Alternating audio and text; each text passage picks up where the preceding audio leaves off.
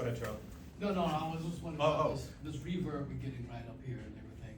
Oh, it does seem like a lot of I'll check on that. microphone Okay. feedback. Yeah. Okay. Yeah, go ahead. A couple times recently, well, you've said it more than recently, that, you use stats to kind of validate what you see and what you think about what you've seen. How much do you use analytics? How much do you go back and look at some of the stats, and has it ever kind of tweaked a little bit about what you saw and maybe change your take on how your team performed? Yeah, I mean, I think there's a place for analytics. Obviously I use numbers and, determining, where we want to be in regards to, rebounding, defense, taking care of the basketball, different stuff like that, how we're compared or our rank in regards nationally. I think those are things that I look at in those categories from a defensive standpoint, rebounding and taking care of the basketball. Also look a little bit at the pace in which we play at.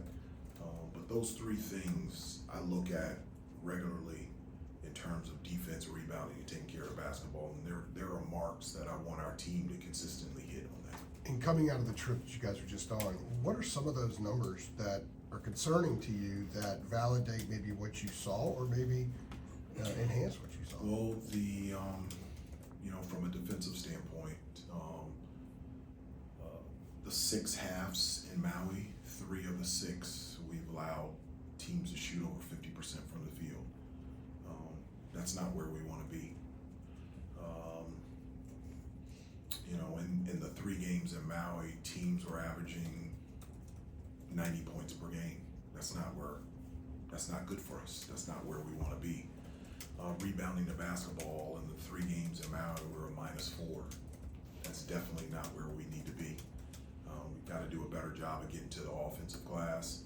And prior to Maui, I think we were #1 in the country in terms of fewest turnovers.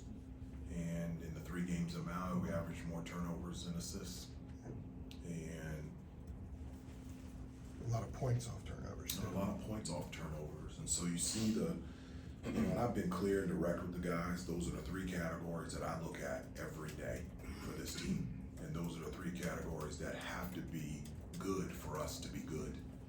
And those are 3 reasons why we weren't as successful as we wanted to be out in Maui. They say, Go ahead, Joe. I'll get the next one. they say good, strong competition early in the season can make you a better team. Do you feel like playing these teams that, even though it may not show up in the record, are making you a better team? Well, you mentioned the concerns, but also. Yeah. Well, I mean, playing these type of games, whether, and I just don't specifically point towards the 3 games in Maui, playing on the road at Hawaii, playing on the road against Kansas, playing at home against Elon. I mean, all of them give us a picture on things that we're doing well, that we want to continue to do well, and things that we need to address and get better at. And when you allow 50 points in the paint against Kansas and also against Michigan State, it gives you a clear picture of, from a defensive standpoint, things that you may need to tweak or change or alter or pivot from in order to do a better job at protecting the paint. And so, yeah, I would say those 3 games, the competition, the level of competition, but every game I've gotten a clear picture of what this team can do really well and what kind of things we got to continue to work on. Hubert, sort of along those lines, one of the things that seemed to keep happening in Hawaii was Elliott getting in foul trouble early. It was in Maui. It was even the Hawaii game too. Mm-hmm. What are the things that you think he needs to learn about when to turn on the aggressiveness, when to dial it back? Some of those were the chicken wing type fouls. Like what, with that specific thing, that issue with him getting dinged with early fouls, what does he need to do better or improve on in that aspect? Well, I think a lot of, those early fouls you talked about were, self-induced in terms of offensive fouls. Yeah. And putting himself in position to have early fouls and for our rotation to be a little bit differently because of that. I think in a number of those instances, especially Hawaii, and I can't remember the other game, I put him back in with 2 fouls, and I thought he did a really good job defensively of defending without fouling. And so that's something that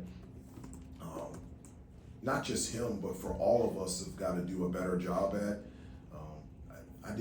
One thing I didn't look at that I do pay attention to is, free throw rate. And I felt like, from a defensive standpoint, we did a worse job defending with fouling out in Maui. And that's something that's always been a strength for us offensively, our ability to create fouls and be able to get to the free throw line. I felt like teams did a better job of that.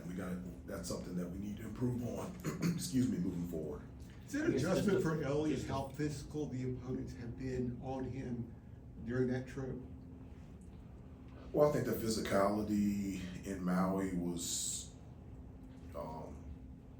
it was more physical. It just was.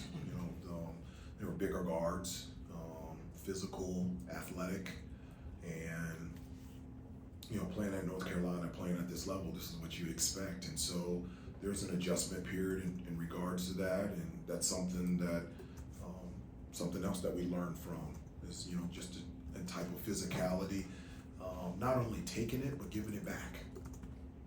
Hubert, Not just taking it, giving it back.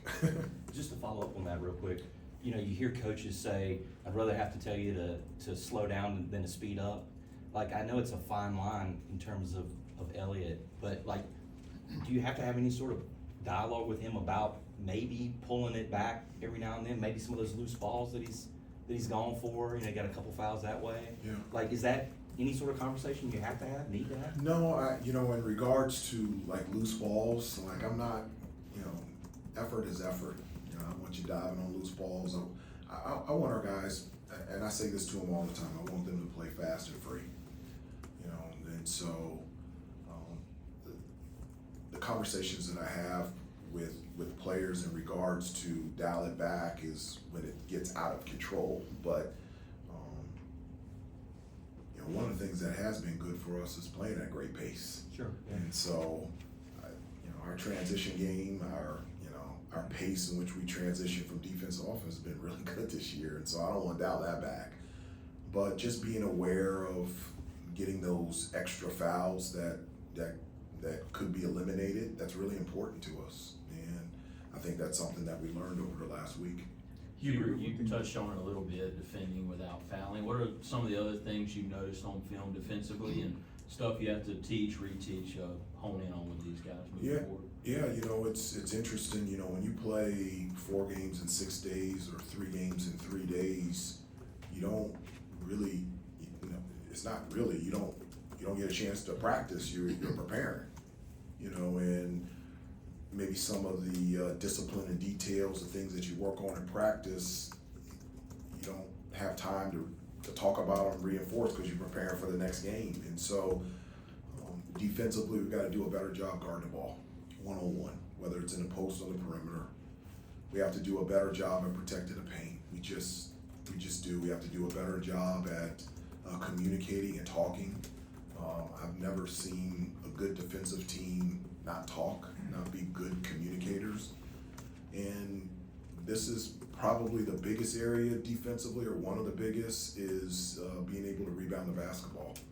Our defensive rebounding percentage is not where it needs to be. And when the ball is up in the air, that's where at times we've struggled. And I've said before, it doesn't have anything to do with the size physically. It has, and not to say we don't have big hearts, but we got to rebound the basketball. We just do. And we got to finish those possessions with the rebound. And when we do that, that allows us to get out in transition where we've consistently been really good all season. Hubert, you mentioned the assist to turnover ratio and, the increase in turnovers. When you looked at those 3 games specifically in Maui, what kind of theme maybe did you observe of the turnovers and why they were happening at a higher rate than previous? I really believe that our guys are so competitive and they want to win that, one thing that we haven't done really well is play well. We've been behind a lot in the first halves. And so in order to come back, guys want to make a play to get us back. You know, we're down by 14. Let's make a basket that ties it. You know, and which can't happen. And so maybe doing a little bit too much for the right reasons have resulted in some turnovers. And I think we've always been a team that's been good to great, very unselfish, and we've got to get back to that, doing that. And is that kind of just quick follow-up, kind of the message you've had for them since you guys have gotten back of, you know, let's not try to do too much, let's just kind of, you know, move it around, things like that? Like, is that kind of what you've been communicating to them the last few days? I have, you know, I just, you know, we talked about a number of things, you know, as I said, you know, from an offensive standpoint, limiting our turnovers, making the easy play and get back to taking care of the basketball. We've talked about offensive rebounding, like we've got to get to 3, 4, and 5 to the offensive glass. Our offensive rebounding numbers are nowhere near where I want it to be in terms of our execution, better screening, better execution of our sets, and being in the right spots and being able to execute properly. And then I've talked defensively. We got to rebound the basketball. We've got to do a better job at shutting down the paint, and we've got to do a better job at communicating and talking. So those are things that, since we've gotten back, that we've talked about pretty much every day, and it's something that I'll talk about today at practice as well. What lessons can you guys take from last year's Alabama game that can apply to this one? Obviously, the teams are different, some of the characters are the same, but is there anything you can take from that one and apply to this one? No, I don't think there's anything from, you know, last year's game against Alabama. Obviously, they're very talented, and they have a system and a way that they play. You know, the way that they transition from defense to offense is real. You know, tremendous length and athleticism, and so we'll have our hands full on Wednesday. We're just really excited about the opportunity of, one, being back at home and playing on our home floor, but also having an opportunity to compete against a really good Alabama team. How about your style? Like, this year's team does seem faster, even more so than your previous ones, the transition game. Does that make you better equipped to play against that style? I wouldn't say it's better equipped to play at that style. I mean, we were up 3 with 1:30 to go in the Sweet 16, so I thought, you know, that's a pretty good spot to be in. We just, you know, didn't make the plays down the stretch to be able to pull out the game, but you know, we've got to do a great job rebounding against them. They go to the offensive glass, and I talked about their length and athleticism, so that's just going to have to be that's an area that we're going to have to be really good at, and then also taking care of the basketball, because you mentioned they're just as fast as well, and they can convert turnovers into points better than most people in the country. So it'll be a fun game to play. 2 more. Hubert, you mentioned the first half deficits you guys have faced early on this year. Have you thought about potentially making a change in the lineup to start the game? I've thought about everything. You know, you know, it's a great question. You know, I've thought about everything in regards to what is leading us to being in those deficits in the first half. Is it rotations? Is it different start lineup? Is it combinations? Is it because we were in Maui? Or, you know, I don't know. Those are definitely things that I'm looking at, and if there's something that needs to be changed or adjusted, I will, to put us in a better position to get off to better starts in regards to not having to come back in the second half, and just got to do better at that. Regarding the this, last one, Andrew. regarding the slow starts, and also a stretch late in the Auburn game when I think it was the 10 to 4 minute mark, you guys didn't attempt a 3, but you were down between like 11 and 15. And then when you fall behind early, do you think you're getting enough looks? Are the guys maybe operating in a manner where they're getting the open looks, or they're looking for the open looks? Because you say they're trying to maybe do too much. Yeah. Are they losing sight of some of the other options that are out there? I don't know. It's losing sight. I think you know, we got 15 guys on the team, and 10 of them are new, and I think this team is trying to find their rhythm. You know, that's why we spend so much time together off the court. That's why we practice every day, in order to blend each and everyone's games together to fit together out there on the floor. And so you know, early in the season, it's always an adjustment period in terms of regards to, you know, play style, roles, and as I said before, there are no roles. I'm not a role type of coach. Whatever's in your bag, that's what I want you to bring every day to the game, and I think every day we're getting better and more familiar with each other out there on the floor, and sometimes it takes a little bit of time. As a quick follow-up to that, when you're behind, does it challenge that lack of familiarity a little bit more? I don't know if it challenges it, but it's a position that I don't think is sustainable and I don't want to be in. You know, coming back from 18, 14, having to come back against Dayton, having to come back against Michigan State, Kansas, that's just not sustainable. It's nice to see that we have it in us to be able to come back, but it's a position that I don't think is sustainable. I think the position that we want to be at is to be consistent on both halves, and it really starts defensively. When you talk about being behind, and I said that 3 of the 6 quarters that we played in Maui, we allowed over 50% from the field. And I've said this to you guys, and I say it to the team, it all starts with defense.